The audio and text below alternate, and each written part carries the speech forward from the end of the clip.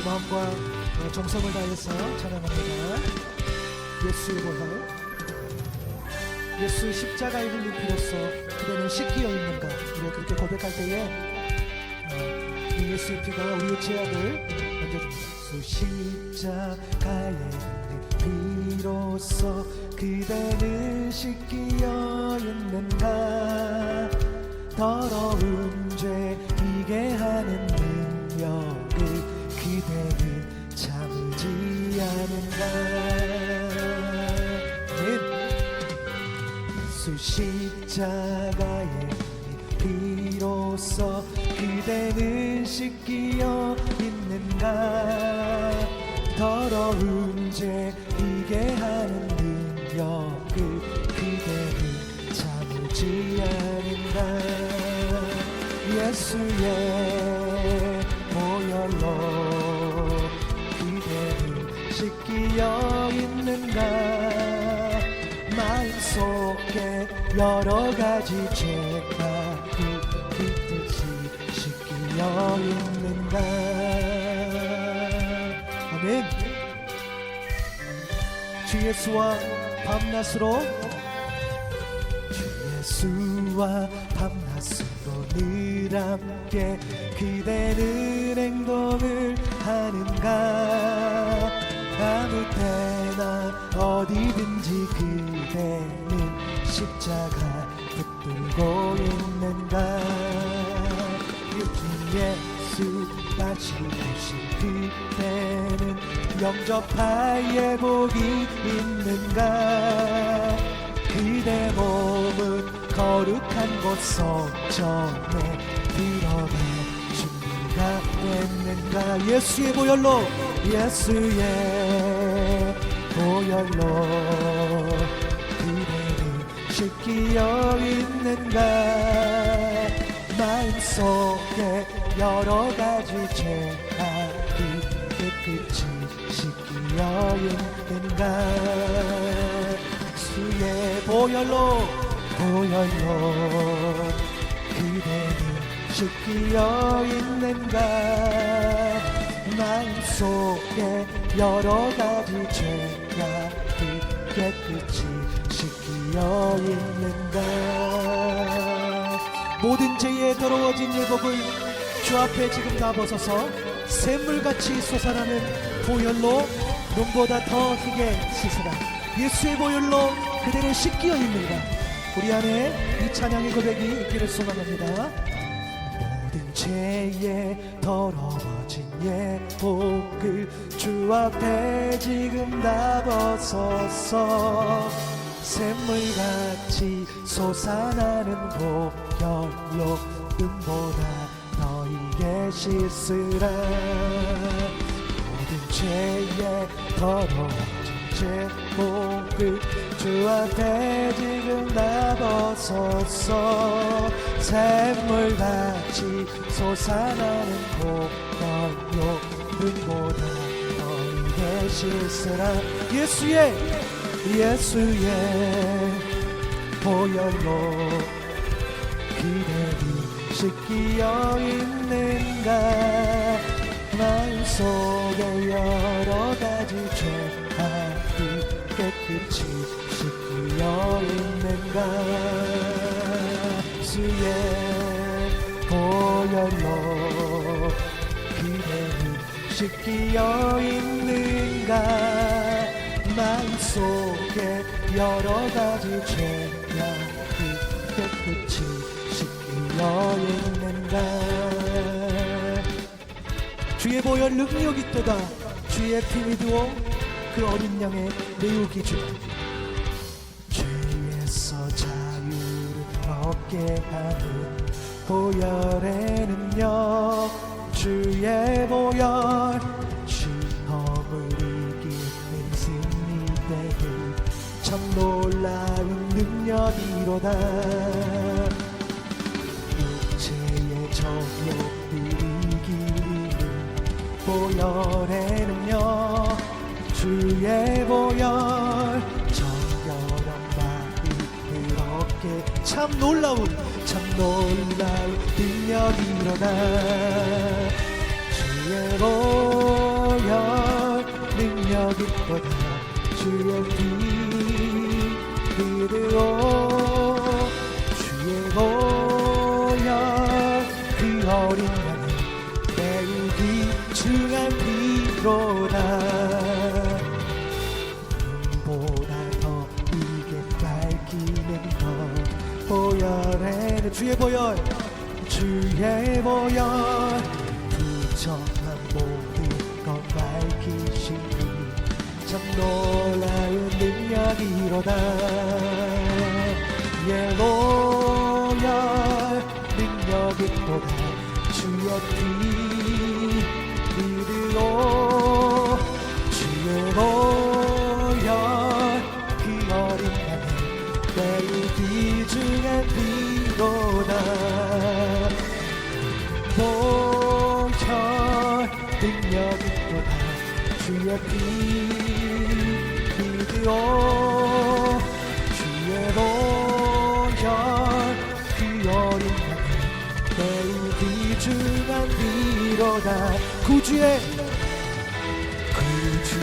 복음을 전할지도 보혈에는요 주의 보혈 날마다 나의 찬송 주님 참 놀라운 능력이로다 주의 보혈 능력이 또다 주의 피 믿으오 주의 보혈 그 어린 양의 매우 귀중한 피로다 주의 보혈 능력이 또다 주의 피 믿으오 주의 보혈 그 어린 양의 매우 귀중한 피로다 주의 보혈 능력이 또다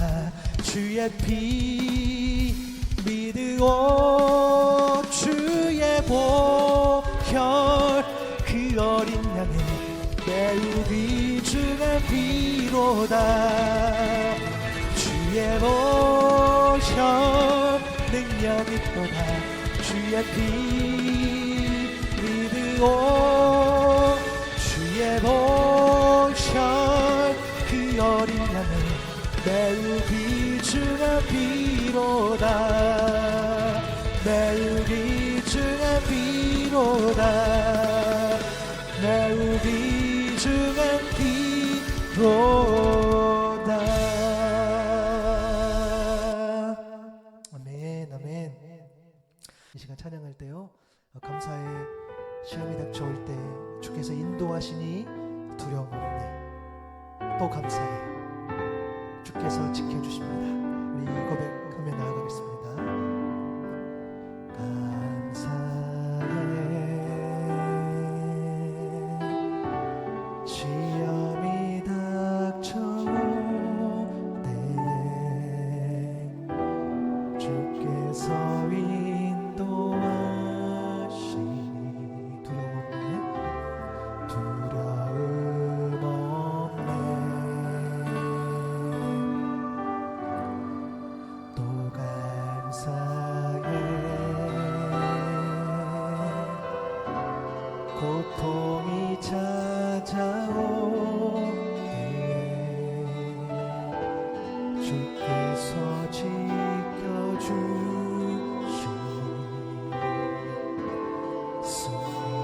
승리하리라 나의 모든 생활 속에서 주님이 함께 하시니 주님의 성령 나를 인도하시니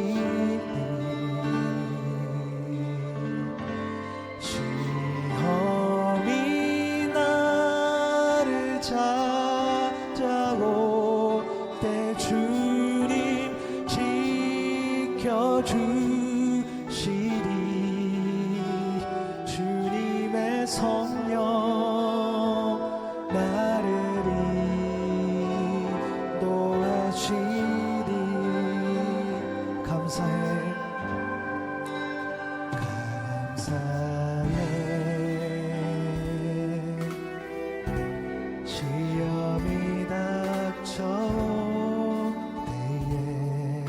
주께서 인도하시 두려움 없습니다. 두려움 없네. 또 감사네. 고통이 찾아올 때에 주께서 지켜주시니 승리하리라.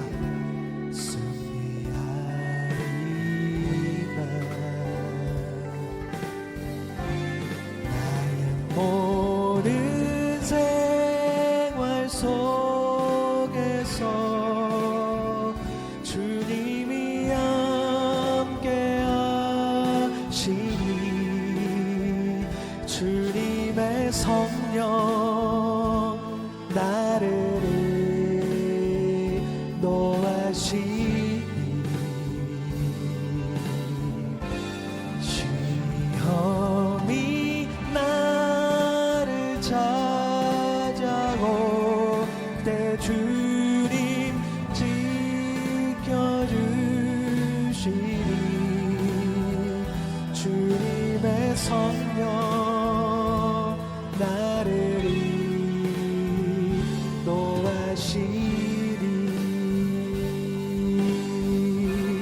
나의 모든 생활 속에서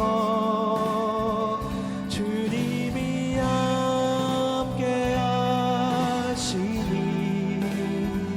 주님의 성령 나를 인도하시니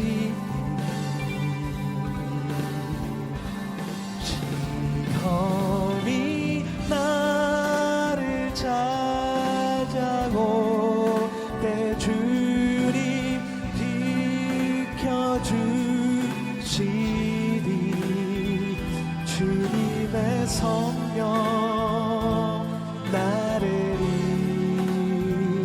인도하시니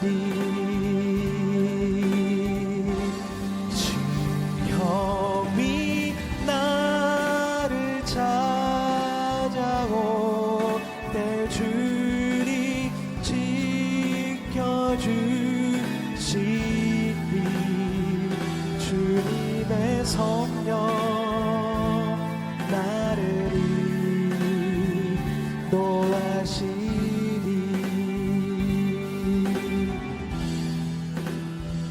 주님의 성령 나를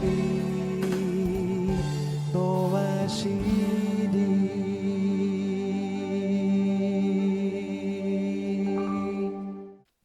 오늘 우리에게 주신 하나님 말씀을 보도록 하겠습니다. 누가복음 1장입니다. 누가복음 1장 13절에서 17절까지의 말씀입니다.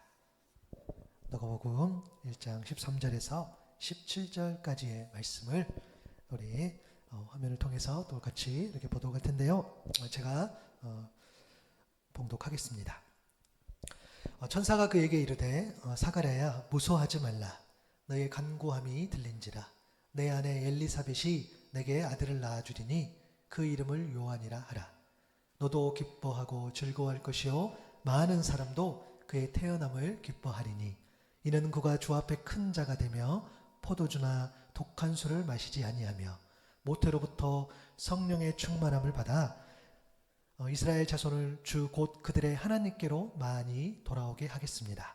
그가 또 엘리야의 심령과 능력으로 주 앞에 먼저 와서 아버지의 마음을 자식에게 거스르는 자를 의인의 슬기에 돌아오게 하고 주를 위하여 세운 백성을 준비하리라. 아멘. 오늘은 예수를 깊이 생각하라 네 번째 시간으로 주 앞에 큰 자라는 말씀의 제목으로 말씀을 나누도록 하겠습니다.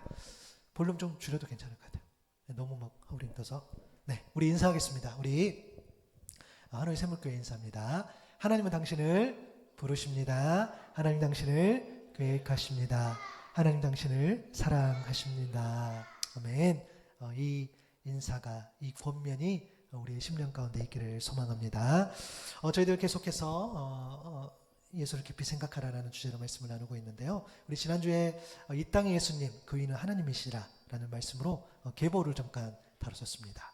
여러분, 이 땅의 예수님은 아브라함과 다윗의 자손 오신 그 메시아이십니다.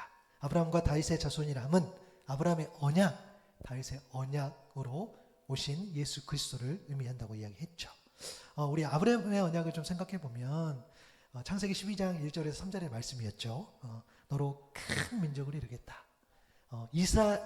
아브라함이 복이고 이스라엘의 복이다라는 메시지였습니다. 하나님의 택하신, 하나님의 자손, 하나님의 자녀, 하나님의 백성, 구원자는 바로 이 아브라함의 자손을 통해 온다라는 거죠.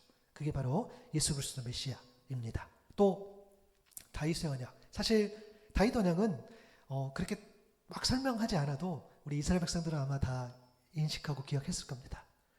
가장 위대한 왕, 정말 가장 힘있고 가장 영향력이 있었던 그때의 회복을 의미하는 거죠. 그 다윗의 자손으로 메시아가 오시겠다라고 언약해 주시고 약속해 주신 그 말씀인 거죠. 그리고 그 위는 하나님이시라. 이 땅의 계보가 이 땅의 예수님, 그러니까 이스라엘에만 머물지 않는다고 말씀하셨어요. 단 우리가 이럴 수 있잖아요. 우리가 하나님을 믿고 예배하는데, 우리가 하나님을 의지하는데 우리에게 적용해 보면 교회 다니는 사람들만, 글쎄요, 하나님의 구원의 계획은 교회 안뿐만 아니라 교회 밖으로 늘 열려 있다는 거죠. 우리가 생각하지 못한, 또 우리가 그러니까 내가 미처 인식하지 못한 그 영역, 또 나하고 상관없는 영역이라고 보일지라도 그 영역까지 온 우주 만물 정말 하나님께서 계획하신다는 거죠. 그래서 아담 이야기를 했었죠. 그렇죠? 사람. 그런데 그 아담 위는 하나님이시라. 모든 사람의 구원자로 오시는 그 메시아 예수 그리스도, 예수는 하나님 위다라는 이야기를 이 계보를 통해 이야기를 했었습니다. 이렇게 예수님의 계보가 있죠. 그 다음에 이제 예수님이 탄생하시겠죠. 그리고 예수님 어떤 가족들. 그래서 그런 공적인 사역, 그런 이전의 삶의 기록이 이제 그 계보 이후에 펼쳐지는데요. 예수님의 어떤 그 공생의 사역 이전의 모습은 또 나중에 저희들의 또 절기 예배 때를 통해 살펴보면 되겠고요. 이제 본격적인 예수님의 사역이 시작이 됩니다. 공교롭게도 이 사복음서를 보면 예수님의 사역을 시작할 때에 한 사람으로부터 시작이 돼요. 다 언급되는 이름이 있습니다. 그 사람이 누구냐면은 바로 세례 요한입니다. 예수님의 사역을 준비했던 그 사람. 요한이란 이름이 성경에 많이 나와요. 그런데 이제 그래서 구분이 좀 필요하겠죠. 그래서 오늘 살펴본 이 요한은 사람들에게 세례를 베풀었기 때문에 세례 요한이라는 꼭 불려집니다. 누가복음 1장에 보면 그 굉장히 특별한 사람이었다는 것을 보여주는 출생의 기록이 담겨 있어요. 그 두 사람이 아니죠. 요한, 그러니까 유다 왕 헤롯 때에 제사장 중 한 사람 사가랴, 아버지죠. 사가랴가 있었고, 그리고 엘리사벳이 있었어요. 그 두 사람은 다 하나님의 계명을 잘 지키는 의로운 사람이었습니다. 그런데 그들에게는 안타깝게도 자녀가 없었습니다.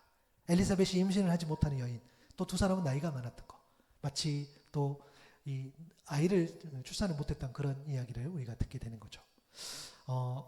자녀 출산이 불가능했던 그런 상황인데 어느 날 이 사가랴, 그러니까 성소에서 자신의 제사장 일을 감당하고 있을 때 천사가 나타납니다. 정확히 말하면 하나님이 천사를 통해서 말씀을 주신 거죠. 누가복음 1장 13절에 보니까 천사가 그에게 이르되 사가랴야 무서워하지 말라. 너희 간구함이 들린지라. 내 아내 엘리사벳이 내게 아들을 낳아주리니 그 이름을 요한이라 하라. 간구함이 들렸다 그랬어요. 하나님이 천사를 통해서 이 기도의 응답을 해 주셨죠. 사실 이 자체가 큰 의미가 있어요. 여러분, 이런 특별한 거, 그러니까 천사를 통해서 어떤 메시지를 주셨다라는 것들은 사실 그러한 경험을 하는 사람은 그렇게 많지는 않아요.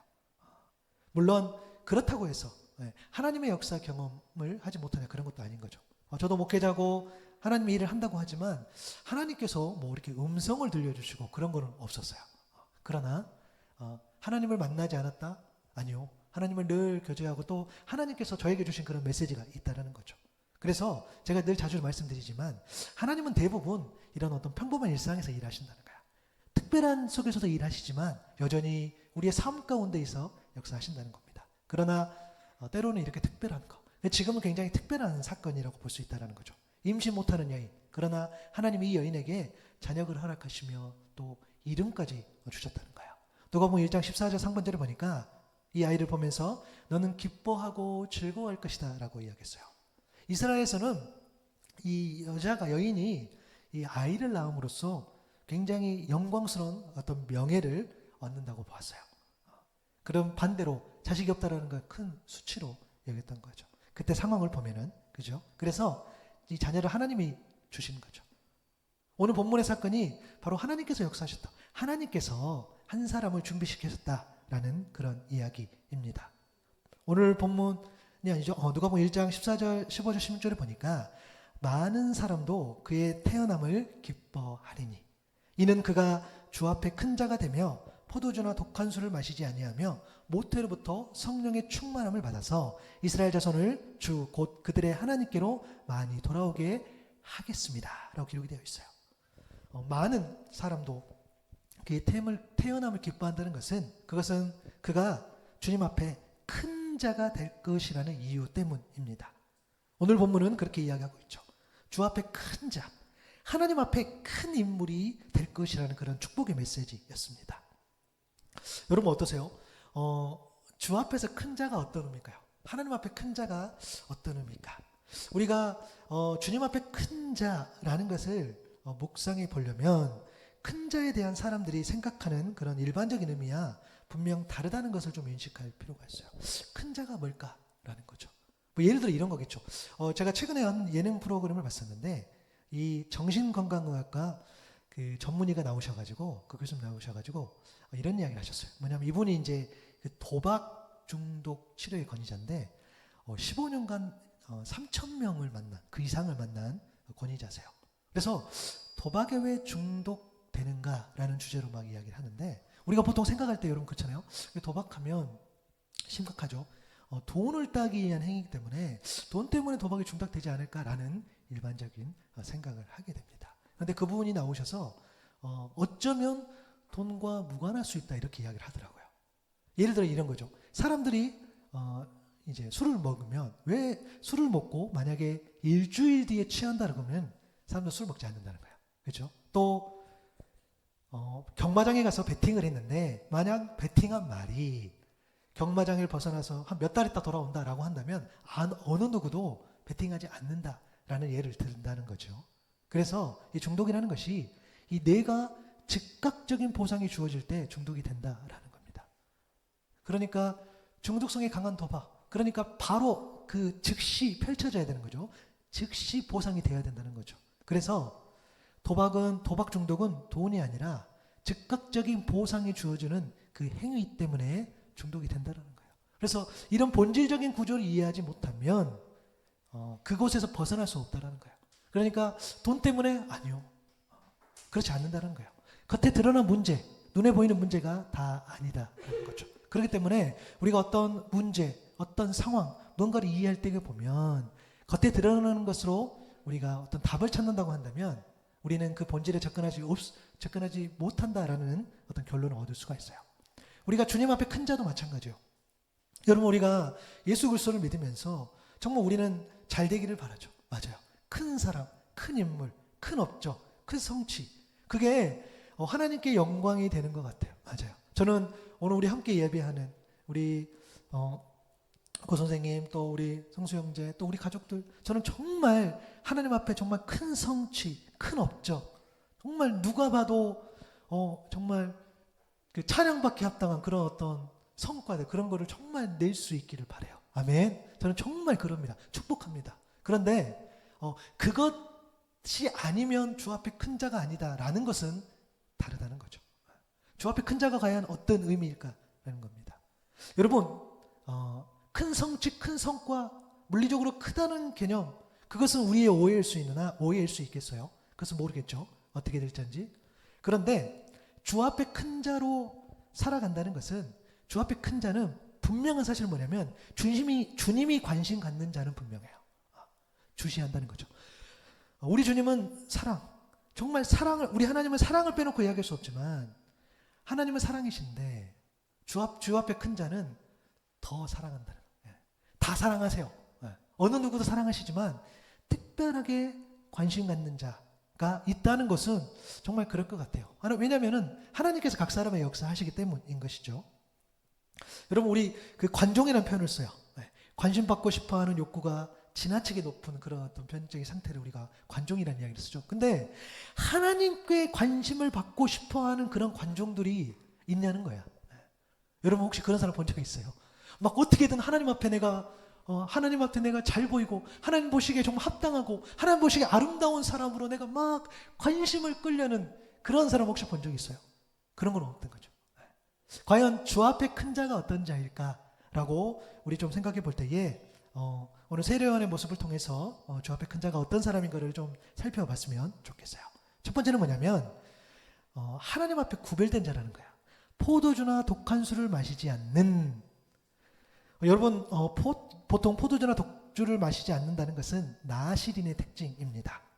단순하게 술을 먹는다 안 먹는다 그런 차원이 아니라 그때 당시로 우리가 해석해 보면 나시린의 특징, 나시린이란 뭐냐면 민수기 6장에 나와 있는 내용인데요. 구별된 자라는 뜻입니다. 그래서 한평생 특별한 헌신을 위해 한시적으로 세상과 단절하고 또 수소를 구별하여서 하나님께 자신을 봉헌한 자를 우리가 보통 나실린이라고 하죠.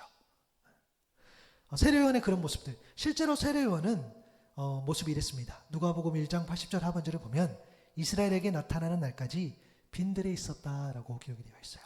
그가 해야 할 일을 하기 전까지 빈들 광야에 있었다는 의미입니다. 그가 언제 광야에 빈들로 나갔는지 알 수 없어요. 또한 그가 빈들에서만 계속 생활했는지 또 알 수 없어요. 그가 그곳에서 어떻게 생활하고 어떤 훈련을 받았는지 역시 알 수 없습니다. 그러나 이 빈들이 요한을 더욱더 하나님의 사람으로 성장시키는 유익한 장소였을 것이라고는 우리는 다 생각되어집니다. 왜냐하면 다듬어지고 준비되어지는 그런 과정들이 필요하잖아요. 저희 여러분도 마찬가지잖아요. 그런 과정들 없이 갑자기 하나님 앞에 쓰임받는다, 또 우리가 준비가 안 돼 있는데 갑자기 어떤 일을 맡겨진다, 그러지는 않을 거라는 거죠.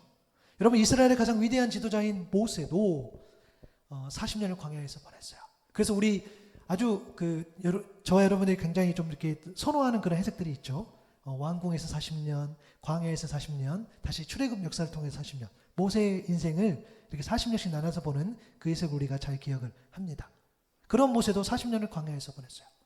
모세도 광야에서 정확하게 어떤 생활을 어떻게 했는지 정확하게 알 수 없어요. 어떤 훈련을 했는지, 어떤 마음과 어떤 생각으로 그것을 그렇게 버텨냈는지는 정확하게는 알 수 없어요. 그러나 모세는 과정도 꾸렸을 것이고 양을 찾겠죠. 그 상황 사실은 굉장히 평범했을 것이고 단조로웠을 거예요. 그러나 모세의 그 광야 40년을 누구라도 가볍게 생각하지는 않는다는 거예요. 오랜 시간 동안. 그렇죠? 여러분, 우리가 하나님 앞에 구별된 자로 산다는 것은, 그렇게 살아간다는 것은 비단 세상과 인연을 끊고 단절하여서 어떻게 광야 같은 빈들에서 살아가야 한다는 의미가 결단코 아닙니다. 우리가 잘 아는 것처럼 주님은 영광스럽고 찬란한 하늘 보좌, 그 보좌를 버리시고 오히려 낮고 낮은 이 땅에 저와 여러분이 사는 이곳으로 오셨다는 거예요. 빌립보서 2장 6절 7절에 보니까 그는 근본 하나님의 본체시나 하나님과 동등됨을 취할 것으로 여기지 아니하시고 오히려 자기를 비워 종의 형체를 가지사 사람들 같이 되셨다 그랬어요. 놀라운 신비 아닙니까? 세상에 어떤 신이 사람 때문에 자기의 신분, 신의 신분을 사람보다 더 낮출 수 있겠습니까? 절대 그럴 수 없습니다. 세상에 어떤 신도 그렇게 할 수 없어요. 정신이 바뀐 신이라면, 제대로 생각하는 신이라면, 그렇게 사고하는 신이라면 사람보다 더 낮춰질 수가 없어요. 그런데 우리 주님께서는 오히려 세상 안으로, 또 사람 속으로, 우리 안으로, 연약한 우리 안으로 들어와 주셨다는 거예요. 하나님이 세상을 이처럼 사랑하셨기 때문에. 하나님 앞에 구별된 자로 선다는 것은 하나님이 원하시고 하나님이 기뻐하시는 하나님의 방법을 가지고 세상 속에서 살아간다는 그런 의미인 줄로 믿습니다. 여러분, 세상과 단절된 광야에서 살아갈 때가 있을 수 있습니다. 그것은 외롭고 쓸쓸한 광야 생활을 통하여서 자신의 정체성을 확립하며 강한 영적 훈련을 받는 것이겠죠. 우리의 지금 상황들이 조금 외로울 수 있어요. 쓸쓸할 수 있어요. 광야 생활처럼. 내가 이 성취, 이 성과를 내가 좀 바라고 있는데, 내가 그래서 그것을 기다리고 있는데 그것이 속히 오지 않아서 내가 외로운 시간을 보낼 수도 있어요. 그러나 그것이 만약 하나님께서 세팅할 시간이시라면 좀 다르다는 거예요. 여러분, 우리가 매 순간 일어나는 그런 문제 속에서 계속해서 흔들릴 수는 없어요. 훈련이 안 된 사람은 기쁘면 기쁜 대로, 슬프면 슬픈 대로, 힘들면 힘든 대로, 그 감정대로, 그 상황 가운데 막 끌려갑니다. 그러나 우리 잘 알죠. 정말 훈련이 된 사람들, 내공이 있는 사람들은 어떻게 합니까? 힘들어도 살짝, 내가 기뻐도 괜찮아 받아들이고, 내가 슬퍼도 그래 그럴 수 있어 라는 것들. 그게 억지로 그런다는 게 아니라 그렇게 자연스럽게 나온다는 거죠. 맞아요. 여러분, 우리가 구별되게 사랑한다는 것, 주 5일 혹은 주 6일 세상에서 열심히 일하다가 하루나 혹은 이틀 하나님께 드린다, 또 봉사한다, 예배한다, 누구를 섬긴다, 누구를 이해한다, 누구를 기다려준다. 글쎄요, 세상은 이런 드림과 봉사와 예배와 섬김과 이해와 기다림을 수용하지 않아요. 아니, 수용할 필요도 없는 거죠. 그렇게 하면 뒤처진다고 생각해요. 그렇게 하면은 진다고 생각해요. 마치 호구 잡힌 인생처럼 그렇게 비아냥거릴지 몰라요. 그렇죠? 그런데 하나님께서는 여전히 구별된 그 한 사람을 오늘 또 여전히 찾고 계신다는 거예요. 고린도전서 1장 27절에 보니까 그러나 하나님께서 세상에 미련한 것들을 택하사 지혜 있는 자들을 부끄럽게 하려 하시고 세상에 약한 것들을 택하사 강한 것들을 부끄럽게 하려 하시며, 세상에 미련한 자, 세상에 약한 자가 곧 하나님께 구별된 자요, 하나님께 지혜 있는 자요, 하나님께 강한 자인 줄로 믿습니다. 여러분, 누가복음 6장 32절부터 36절에 보니까 이렇게 권면해요. 너희가 만일 너희를 사랑하는 자만을 사랑하면 칭찬받을 것이 무엇이냐? 죄인들도 사랑하는 자는 사랑하느니라. 또 너희가 만일 선대하는 자만을 선대하면 칭찬받을 것이 무엇이냐? 죄인들도 이렇게 하느니라. 너희가 받기를 바라고 사람들에게 구워주며 칭찬받을 것이 무엇이냐? 죄인들도 그만큼 받고자 하여 죄인에게 구워주니라. 오직 너희는 원수를 사랑하고 선대하며 아무것도 바라지 말고 구워주라. 그리하면 너희 상이 클 것이요 또 지극히 높으신 이의 아들이 되리니 그는 은혜를 모르는 자와 악한 자에게서라도 인자하시느니라. 너희 아버지의 자비로우심 같이 너희도 자비로운 자가 되라. 여러분, 여기서 보니까 사랑하는 사람만 사랑하는 것, 선대하는 사람만 선대하는 것, 그렇죠? 나에게 유익이 된 것만, 그 사람만 관계 맺고 그 관계만 깊어진다고 하는 것은 사실 구별된 자의 모습이 아니죠. 세상 사람들도 그렇게 해요. 세상 사람들도. 그런데 원수를 사랑하고 선대하고 아무것도 바라지 말고 구워주라. 사실 아무것도 바라지 말고 구워주라는 것이 그냥 그냥 물질을 제공해야 되는 이런 차원이 아니라 무언가를 베풀었을 때에 그것을 정말 조건 없이 할 수 있어야 된다는 의미이겠죠. 나를 사랑하지도 않고 선대하지도 않고 심지어 원수지간인 사람도 품을 수 있는 자리까지 나아갔을 때에 하나님 앞에 구별된 자로 우리가 이야기한다는 거죠. 그래서 여러분, 우리가 하나님의 사람들은 세상 속에 있지만 정말 구별되게 예배를 드려요. 구별되게 말씀을 의지하고 구별되게 먼저 하나님 나라 의를 구해요. 구별되게 사람을 사랑한다는 거예요. 이러한 구별된 자가 하나님 앞에 큰 자인 줄로 믿습니다. 세례요한에게 이런 구별된 모습이 있었다는 거예요. 여러분, 정말 우리도 이 예배를 사랑할 때에, 예배를 드릴 때에 정말 구별되게, 정말 지독하게 예배를 좀 사랑했으면 좋겠어요. 세상 사람들도 봤을 때에 저 사람 진짜 예배 드리는구나 라는 것들, 어떤 형식을 몰라도 거기 어떤 예전이 화려하고 이런 차원이 아니라 정말 예배를 사랑하는 것. 그래서 우리가 주일날 예배 한 번 이 예배를 드릴 때도 그 예배를 너무너무 사모해서 반드시 예배를 지킨다라는 그러한 모습들이 흘러갔으면 좋겠어요. 구별되게. 한 말씀이라도 삶으로 받아내는 거죠. 전 인격적으로 받아내려는 그러한 모습들이 우리 안에 있어야 된다는 거죠. 고린도후서 13장 5절에 보면 너희는 믿음 안에 있는가? 너희 자신을 시험하고 너희 자신을 확증하라. 예수 그리스도께서 너희 안에 계신 줄을 너희가 스스로 알지 못하느냐? 그렇지 않으면 너희는 버림받은 자니라. 여러분, 저는 진짜 개인적으로 이 말씀을 좋아하고 저는 이 말씀을 정말 제 삶으로 전 인격으로 받아서 정말 그렇게 지내고 있어요. 너희 믿음 안에 있는가? 너희가 믿음 안에 있는가? 너희 자신을 시험하고 너희 자신을 확증하라. 만약에 제가 우리 가정이 예수 그리스도를 온전히 믿는데 이 사역을 시작할 때에 정말 조건이 안 좋고 과연 그렇게 될 수 있을까? 우리가 이렇게 나아갔을 때에 과연 이 사역들이 펼쳐질 수 있을까? 그러나 마음 주신 것이 있기 때문에 한 발자국 걸어갔을 때에 맞아, 그래, 내가 이 안에 내게 믿음이 있다면 내 자신을 시험하고 내가 이수통에 확증한다. 그래서 한 발자국 한 발자국 떼면서 이 하노이 생명교회가 개척이 된 것처럼 여러분, 우리가 우리 안에 어떤 한 말씀이라도, 정말 그 한 말씀이라도 내 온 마음과 정성을 다해서 구별되게 그렇게 받을 수 있는 그러한 사람이 주 앞에 큰 자 된 줄로 믿습니다. 세례 요한이 그런 모습이 있었다는 거예요. 또한 주 앞에 큰 자는요, 성령과 함께하며 성령의 도우심을 받는 자입니다. 오늘 보니까 모태로부터 성령의 충만함을 받았다 그랬어요. 누가복음 1장 80절에 보면 아이가 자라며 심령이 강화해지며 이스라엘에게 나타나는 날까지 빈들에 있으니라 라고 기록이 되어 있습니다. 여러분, 세례 요한이 빈들이라는 광야의 어떤 훈련 과정을 이겨낼 수 있었던 것은 그의 심령이 강해졌기 때문이에요. 여기서 심령을 누구는 인격으로 해석하기도 하는데요. 여러분, 요한이 자라면서 영적으로 강해졌어요. 그것은 뭐냐면 그 안에 강해지면서 이 속사람이 강해진 거죠. 그의 인격이 성숙해지고 다듬해졌다는 의미예요. 단순하게 여러분 어디 세상에 좀 따로 나아가서 뭔가를 내가 막 노력하고 열심히 해서, 그렇죠? 그렇게 해서 훈련한다? 몰라요. 맞아요. 그 훈련도 중요합니다. 일정 부분 있어요. 그러나 이 사람이 우리가 전인격적으로 다듬어진다, 우리가 더 깊어진다라는 의미는 사람이 할 수 없어요.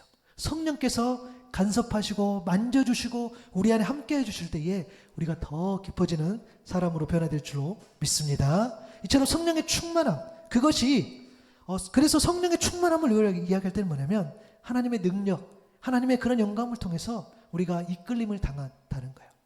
육체의 성장은 자연적으로 일어날 수 있지만 심령이 강해진다는 것은, 그런 인격적이고 영적인 성장은 성령의 도움 없이는 결단코 불가능해진다는 거예요.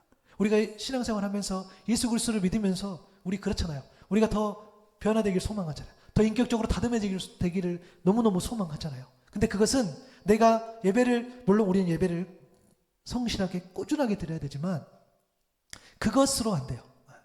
내가 여기에 있지만 우리 주님께서 나를 만져주시지 아니하고, 내가 이곳에 있지만 우리 주님 나를 정말 터치해 주시지 아니한다면, 나를 만져주시고 내 이 속사람 가운데 찾아와 주시지 아니한다면, 그래서 나 또한 마음을 열고 나아가지 아니한다면은 성령께서 일하지 않으신다는 거예요. 그러나 성령께서 만져주실 때에 우리가 더 깊어지신다는 거예요. 로마서 8장 26절에 보니까 이와 같이 성령도 우리의 연약함을 도우시나니 우리는 마땅히 기도할 바를 알지 못하나 오직 성령이 말할 수 없는 탄식으로 우리를 위하여 친히 간구하시느니라. 아멘. 여러분, 성령이 말할 수 없는 탄식, 성령의 그 말할 수 없는 탄식이 들리는, 또한 들을 수 있는 저와 여러분 될 수 있기를 소망합니다. 우리가 주님 앞에 늘 기도하고 하지만 마땅히 기도할 바를 알지 못할 때가 있어요. 무엇을 기도해야 하며 무엇을 어떻게 해야 하며 또 왜 기도해야 되는지 놓칠 때가 있어요. 너무 힘들 때 여러분 오히려 기도해야 될 것 같은데 기도가 안 될 때 있지요. 맞아요. 내가 너무 힘드니까, 너무 복잡하니까 기도가 오히려 안 돼. 내 상황이 너무 어렵다 보니까, 사실 상황이 어려우면 기도해야 되잖아. 당연한 거죠. 근데 기도가 안 돼. 너무 상황이 어렵다 보니까. 내가 너무 교만하면은요 기도할 이유가 없어. 그렇죠. 내가 너무 교만하면 기도하지 않아요. 또 내가 너무 내 욕심에 사로잡혀 있으면은 기도하지 않아. 성령의 탄식이 들리지 않는다는 거예요.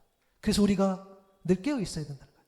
여러분, 너무 힘들고 너무 고통스러울 때도, 내 상황이 너무 어려울 때도, 또 내가 내 욕심에 사로잡혀 있을 그때도, 정말 기도하지 못할 그때도 여러분 우리가 늘 깨어서 있지 않으면 우리가 안 된다는 거예요. 그래서 늘 깨어서 성령 충만함을 간구하라고 늘 성경에서는 그렇게 권면하고 있다는 겁니다. 여러분, 앤드류 머리 목사님의 기도가 전부게 되게 하라라는 책에 보면 이런 글이 있어요. 잘 들어보세요. 그러므로 우리가 먼저 해야 할 일은 무지한 기도가 아니다. 많은 말과 생각도 아니다. 오직 성령의 거룩한 역사가 우리 안에서 실행되고 있다는 확신으로 하나님의 임재 앞에 나아가는 것이다. 이 확신은 경외감과 평온함을 더할 뿐 아니라 우리로 하여금 성령이 주시는 도움에 의존해 모든 갈망과 마음의 소원을 하나님 앞에 내려놓도록 해준다. 여러분, 주님 앞에 큰 자는 깨어 기도하며 성령의 도우심을 받는 자라는 거죠. 마지막으로 주 앞에 큰 자는 주를 위하여 세운 백성을 준비하는 자, 곧 하나님의 부르심 앞에 순종하는 자입니다. 누가복음 1장 17절에 보니까 그가 또 엘리야의 심령과 능력으로 주 앞에 먼저 와서 아버지의 마음을 자식에게 거스르는 자를 의인의 슬기에 돌아오게 하고 주를 위하여 세운 백성을 준비하리라 라고 기록되어 있습니다. 엘리야의 심령과 능력, 하나님의 사람 엘리야가 하나님께 받은 그런 성령의 감동과 능력일 겁니다. 여러분, 엘리야 하면 선지자 중에 선지자이지요. 이스라엘 백성들에게 영향력 끼쳤던 선지자. 사람들이 예수님이 누구냐라고 이야기할 때 세 명이 거론돼요. 그때는 이제 세례 요한이 이제 죽고 없을 텐데 세 명의 이름이 어떻게 거론됩니까? 세례 요한, 더러는 세례 요한, 더러는 엘리야, 어떤 이는 예레미야나 선지자 중에 한 사람. 이때 엘리야가 또 등장하죠. 그 중에 한 명이 엘리야였어요. 또한 예수님이 영광스러운 모습으로 번영되실 때 너무 좋은 나머지 베드로가 주님 초막을 좀 짓지요. 그때 세 사람을 제안합니다. 주님을 위하여, 모세를 위하여, 엘리야를 위하여. 그때에도 이 엘리야가 등장하죠. 엘리야는 엄청난 사람이었어요. 열왕기상 18장에 보니까 그의 모습, 정말 그의 모습은 우리에게 힘과 도전을 줘요. 그는 갈멜산에서 바알 선지자 450명과 누가 진정한 하나님의 선지자냐 대결을 펼쳤어요. 그의 메시지는 분명했어요. 열왕기상 18장 21절 너무나 유명한 말씀이죠. 엘리야가 모든 백성에 가까이 나아가 이르되 너희는 어느 때까지 둘 사이에서 머뭇하려느냐. 여호와가 만일 하나님이면 그를 따르고 바알이 만일 하나님이면 그를 따를지니라. 하니 백성이 말 한마디도 대답하지 아니하는지라. 우리는 엘리야의 고백을 통해서 올바른 신앙에 대해서 분명히 깨달아 알게 됩니다. 여러분, 올바른 신앙은 우상과 하나님 사이에서 머뭇거리지 않아요. 고민하지 않습니다. 오직 하나님만 따르는 결단, 어떤 상황 속에서도 하나님만 선택하고 그분만 의지하는 그런 용기, 즉시 하나님께 나아가는 믿음, 이것이 하나님이 원하시고 기뻐하시는 신앙의 본질인 줄도 믿습니다. 고민할 이유가 없는 거야. 신앙의 본질이 그런, 내가 하나님 앞에 집중되어 있는데, 내가 하나님만 바라보고 있는데 하나님 외의 것에서 여러분 고민할 수가 있겠어요? 물론 육신에 가진 죄악이기 때문에 내가 넘어질 때 있어요. 내가 힘들 때 있어요. 그러나 하나님을 향한 그 뿌리 깊은 그 믿음이 흔들리진 않는다는 거죠. 여러분, 결국 엘리야를 통해서 여호와의 불이 내리고 바알의 선지자 대결에서 승리를 거두게 되는데요. 열왕기상 18장 40절에 보니까 엘리야가 그들에게 이르되 바알의 선지자를 잡되 그들 중 하나도 도망하지 못하게 하라매 곧 잡은지라. 엘리야가 그들을 기손 시내로 내려다가 거기서 죽이니라. 어떻게 했어요? 그런 어둠의 세력들은 완전히 부시는 그런 모습들을 보게 됩니다. 이러한 엘리야의 심령과 능력으로 주님 앞에서 백성을 준비시키는 것이 곧 세례 요한을 향한 하나님의 부르심이었다는 거예요. 말라기 3장 1절 상분절에 보면 만군의 여호와가 이르노라 보라 내가 내 사자를 보내리니 그가 내 앞길에서 길을 준비할 것이요. 내 사자, 그가 내 앞에서 길을 준비한다고 말씀하시는 그 사자가 바로 말라기 4장 5절 6절에서 기록된 엘리야였다는 거예요. 보라 여호와의 크고 두려운 날이 이르기 전에 내가 선지자 엘리야를 너에게 보내리니 그가 아버지의 마음을 자녀에게로 돌이키게 하고 자녀들의 마음을 그들의 아버지에게로 돌이키게 하리라. 돌이키지 아니하면 두렵건대 내가 와서 저주로 그 땅을 칠까 하노라 하시니라. 선지자 엘리야가 사람들을 하나님의 마음에 합당한 자의 그런 삶의 방식으로 돌이키게 해서 아버지와 아들이 서로 화해하고 이웃끼리 서로 화해해서 하나님을 찾게 할 것이라는 그런 예언의 말씀입니다. 이 엘리야가 바로 세례 요한이란 거예요. 실제로 세례 요한은 엘리야를 연상케 하는 옷차림인 그런 낙타털 옷을 입고 가죽띠를 띤 채 광야에서 나타났어요. 물론 그가 그렇게 살았던 것은 하나님의 부르심을 감당하기 위한 그런 훈련의 시간을 우리가 이해할 수 있겠죠. 또 그가 먹은 음식 맥둥이와 석청이었다고 기록해요. 당시의 사람들이 사는 땅, 당시의 사람들이 이 금욕주의자들이 많이 있었어요. 보통 이런 음식들을 그들이 먹었어요. 그들이 사는 땅을 벗어나서 본인들이 더 하나님 앞에 나아가기 위해서 이제 금욕하는 그런 모습들을 보는데 분명 세례요한도 이런 모습들을 보게 되는 거죠. 분명 세례요한 이런 모습이 사람들로 하여금 이목을 휘어잡았을 겁니다. 그는 특별하고 구별되게 생각하는 사람. 엘리야의 그런 어떤 모습들이 보는 거죠. 하지만 사람들로 이 세례 요한을 주목하게 한 것은 그의 모습이 아니라 그의 메시지였습니다. 그의 말이었습니다. 그가 선포한 하나님의 그런 말씀이었죠. 마태복음 3장 2절과 3절에 보면 회개하라 천국이 가까이 왔느니라 하였으니 그는 선지자 이사야를 통하여서 말씀하신 자라. 일렀으되 광야에 외치는 자의 소리가 있어 이르되 너희는 주의 길을 준비하라. 그가 오실 길을 곧게 하라 하였느니라. 여러분, 천국이 가까웠던 말. 마태복음에서는 천국이라고 이야기하는 것은 누가복음에서 하나님 나라라고 이야기합니다. 하나님 나라 뭐였습니까? 그 실체 그리스도. 그리스도가 구세주가 있는 그게 바로 예수. 그리고 예수님이 곧 천국이라는 거죠. 예수님의 통치가 있는 곳이 천국. 예수님의 말씀이 있는 곳이 천국. 예수님의 찬양하는 예배가 있는 곳이 천국. 예수님의 말씀을 살아내는 삶이 있고 그 삶과 삶이 만나서 이루는 공동체가 있다면 그것이 교회라면 그것이 바로 천국이라는 거예요. 그 위에 있는 천국이 바로 하나님 나라가 세상 속으로 들어왔다. 지금 이곳에 있다. 그러니 너희들은 그 길을 준비하라 라고 이 세례 요한이 메시지를 선포합니다. 여러분, 주의 길을 준비하라. 이 말은 여러분 주님이 어떻게 오셔요? 우리의 마음 가운데 오십니다. 우리의 심령 가운데 오십니다. 우리의 속사람 가운데 온다는 거예요. 그러니까 주의 길을 준비하라. 예비하라라고 하는 메시지 안에서는 우리의 마음의 상태를 정리하라는 거예요. 여러분, 세상의 분주함들, 세상의 욕심들, 나의 죄악 가운데 있는 것들을 정리할 수 있어야 돼요. 그리고 이 마음의 방향을 또한 정리하는 겁니다. 나만 바라봤던 그 방향, 세상만 바라봤던 그 방향. 그래서 나를 바라보고 세상을 바라보면서 머뭇거렸던 그 방향들, 그것을 정리하고 이제 주님을 바라볼 수 있어야 된다 라는 그런 마음을 담아서 세례 요한은 죄를 용서받게 하는 그런 회개의 세례를 선포했다는 거예요.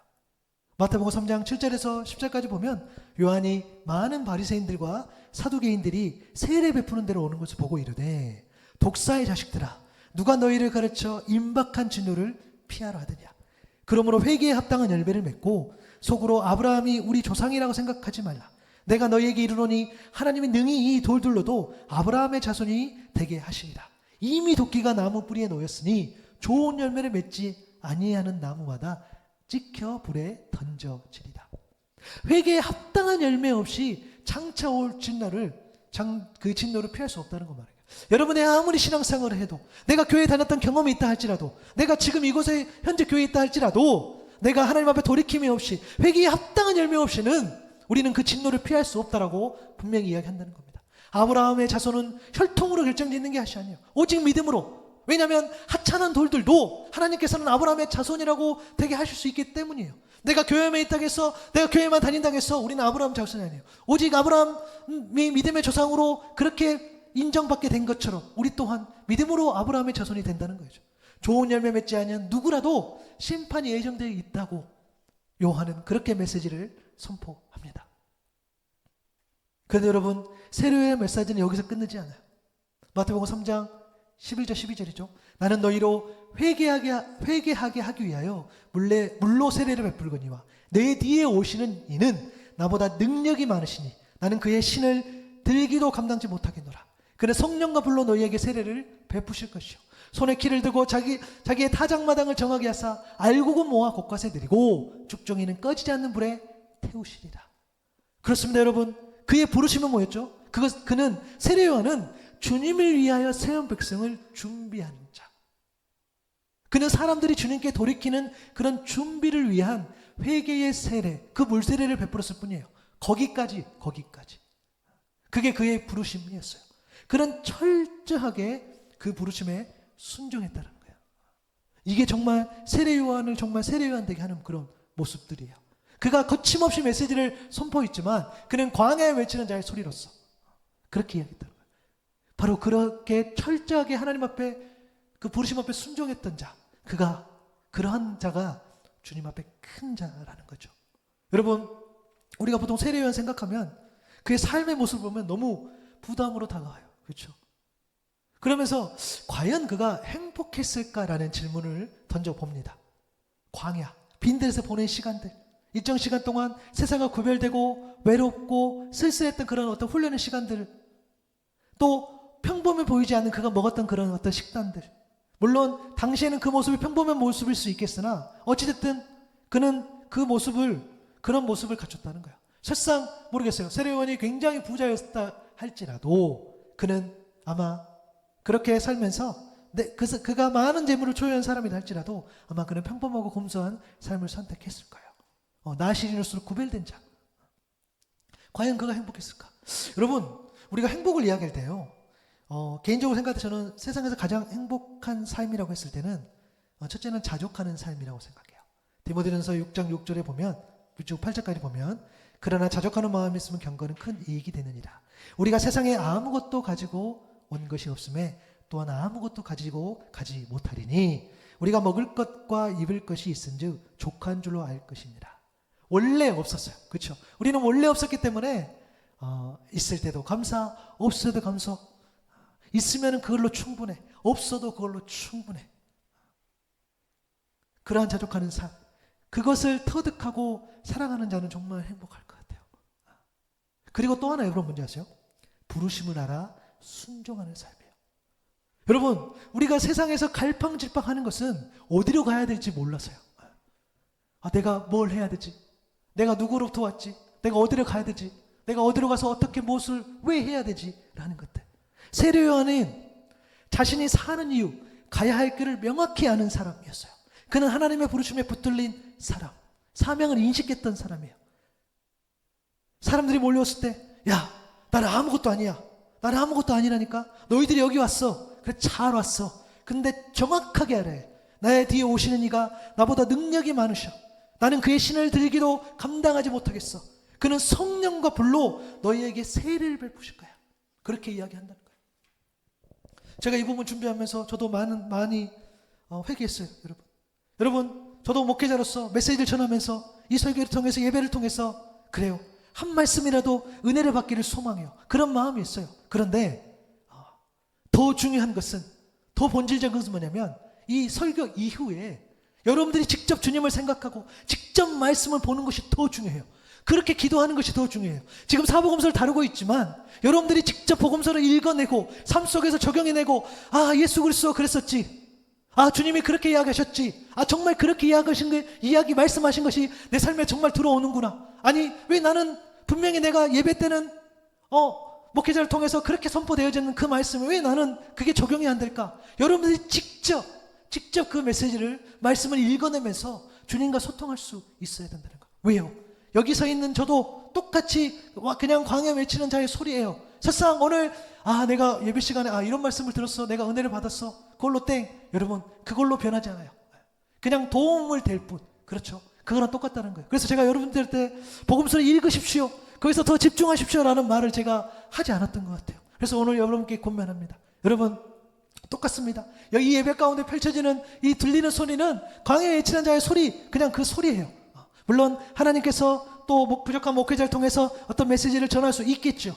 그러나 여러분, 그것은 그대로 은혜로 누리시고 여러분들이 나가서 직접 그 말씀을 직접 읽어내시고 직접 은혜 받으시고 직접 기도할 수 있기를 바랍니다. 여러분, 세례 요한, 그는 거침없이 살아갈 수 있었고 말할 수 있었고 순종할 수 있었죠. 왜요? 부르심이 명확했기 때문에. 그래서 그의 삶은 단순해질 수 있었다는 거예요. 세상이 복잡하다? 아니요. 내가 복잡해. 세상에 무슨 일들이 많아요? 아니요. 내 마음이 복잡해서 그런 거예요. 하나님과 세상 사이에서 머뭇머뭇거리기 때문에 너무너무 복잡해요.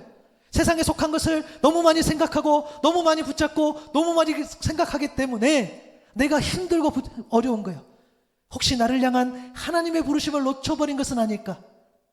이렇게 고민해보면, 부르심이 명확하면 삶의 방향은 선명해진다는 거예요. 복잡할수록 주님 앞에 나아가 나를 향한 그 부르심이 무엇인지를 점검해 볼 수 있는 저와 여러분 될 수 있기를 바랍니다. 여러분, 세상에서 큰 자 되기를 원하십니까? 혹시 세상에서 큰 자는요, 여러분 먼저 주님 앞에 큰 자가 되어야 돼요. 그러면 하나님께서 나머지는 채워주세요. 여러분들이 주님 앞에 큰 자로 섰을 때에 세상에서 큰 자, 그것은 필요하면 더해주세요. 여러분들이 일을, 하나님 저는 한 3만 있으면 돼요. 하나님 필요하시면 5, 6, 7, 10을 더해주신다는 거예요. 그것은 나중 문제예요. 우리가 먼저 하나님 앞에, 주 앞에 큰 자로 서기 소망해요. 주 앞에 큰 자는 하나님 앞에 구별된 자였어요. 주 앞에 큰 자는 성령과 함께하며 성령의 도우심을 받는 자였어요. 주 앞에 큰 자는 주를 위하여 세운 백성을 준비하는 자, 곧 하나님의 부르심 앞에 철저하게 머리를 숙여 순종했던 자. 하나님께서 거기까지 해 라고 했을 때 거기까지 했던, 그렇게 순종하는 자, 그가 주 앞에 큰 자입니다. 여러분, 세상에서 큰 자 되려고 하는 사람들은 많아요. 그러나 주 앞에 큰 자 되려고 하는 자는 소수예요. 그런 한 사람, 그런 사람이 되어서 여러분 세상 속에서 세상을 품음으로 주 앞에 큰 자로 주님께 칭찬받는 저 여러분 될 수 있기를 소망합니다. 주님, 우리가 나아가면서 때로는 세상 앞에 큰 자 되려고 또 세상의 부귀와 세상의 영광 앞에 우리가 흔들릴 때도 있습니다. 그러나 우리가 먼저 주 앞에 큰 자 되기를 소망합니다. 먼저 구별된 자로 서기를 소망하며 또한 기도함으로 깨어있음으로 성령의 충만함을 받기를 소망합니다. 세례요한이 그렇게 했던 것처럼 그가 거침없이 메시지를 선포하고 그가 그리스도의 복음을 온전히 예비했던 것처럼 그렇게 할 수 있었던 것은 그가 부르심 앞에 그 부르심을 철저하게 인식하고 순종했기 때문인 줄로 믿습니다. 우리가 힘들고 어렵고 고난 가운데 있을 때에 오히려 먼저 다시 처음으로 가서 우리의 부르심을 점검할 수 있도록 도와주시고 주 앞에 큰 자 되어 그 은혜를 누리며 주님과 소통하며 주님과 함께 걷는 우리 모두 되게 하여 주옵소서. 우리 각자의 소망하는 게 있습니다. 세상 가운데 살아갈 때에 버거울 때도 있습니다. 그러나 주님, 우리의 상황과 형편을 아시오니 주님, 우리의 모든 기도 제목들 또한 아시오니 우리와 함께 하여 주시고 우리의 모든 삶이 기도보다 앞서지 않게 도와주시고 오직 말씀에 의지해 살아갈 수 있는 우리 모두 되게 하여 주옵소서. 감사합니다. 예수님의 이름으로 기도드립니다. 아멘.